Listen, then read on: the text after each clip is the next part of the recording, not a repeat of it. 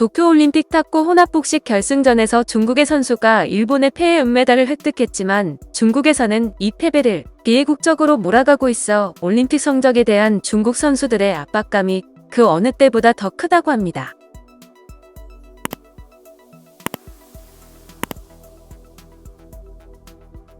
중국 탁구 선수인 르스원은 혼합복식 결승전 패배 후 팀을 망친 것 같다.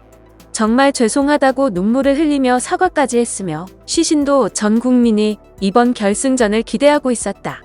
중국 팀 전체가 이 결과를 받아들이지 못할 것으로 생각한다고 말했습니다. 중국의 SNS에서는 과거사 문제로 감정이 좋지 않은 일본에 패배한 것을 놓고 나라를 망쳤다며 시신과 류스원을 비난했으며 심판의 판정이 편파적이었다는 근거 없는 비난도 쏟아지고 있습니다. 이러한 민족주의 열풍에 대해 금메달을 놓치는 것을 비애국적인 것으로 받아들일 수 있다고 전문가들은 지적했습니다. 영국 BBC는 중국 민족주의자들이 자국 선수에게 등을 돌리다라는 제목의 기사를 통해 이번 올림픽에서 지나치게 달아오른 급진적 민족주의 성향 네티즌의 공격적 행태와 원인을 분석했습니다. BBC는 중국 선수들의 경기력에 대한 압박이 과거 어느 때보다 높아졌다며 금메달을 따지 못하는 대표 선수는 애국심이 없는 것이라는 민족주의 열풍이 온라인을 휩쓸고 있다고 했습니다. 또 중국의 극단적인 민족주의자들에게 올림픽 메달 획득은 단지 스포츠에서의 영예만이 아니다라며 그들에게 중국 선수가 올림픽 메달 획득에 실패하는 것은 애국적이 아님을 의미한다고 전문가들의 견해를 인용해 전했습니다.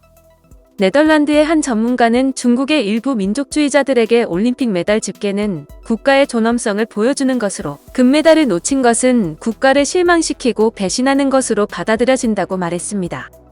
특히 결승전 상대가 일본이었기 때문에 중국인으로서는 혼합복식 결승전은 단순한 운동 경기가 아니라고 보고 있습니다. 또 배드민턴 남자복식 결승전에서 대만에게 패한 중국의 선수들도 온라인에서 집중 공격을 받았습니다. 중국 온라인에서는 말도 안 되는 일이 일어났다. 너희들은 전혀 노력조차 하지 않았다고 비난했습니다. 최근 세계에 대한 중국의 영향력이 커지고 중국이 자신들에 대한 비판을 중국의 발전을 막으려는 것으로 받아들이면서 중국의 민족주의는 급속히 증가하고 있습니다. 미국의 전문가는 중국 공산당은 온라인에서 민족주의를 자신들의 목적을 위해 이용하려 하지만 패한 선수들에 대한 비난과 같은 사건들은 중국인들이 한번 화를 내면 국가가 이를 통제하는 것이 어려움을 보여준다며 민족주의 정서를 악용하는 것은 호랑이 등에 올라타는 것과 같다. 한번 탑승하면 통제하기 어렵고 내리기도 힘들다고 말했습니다.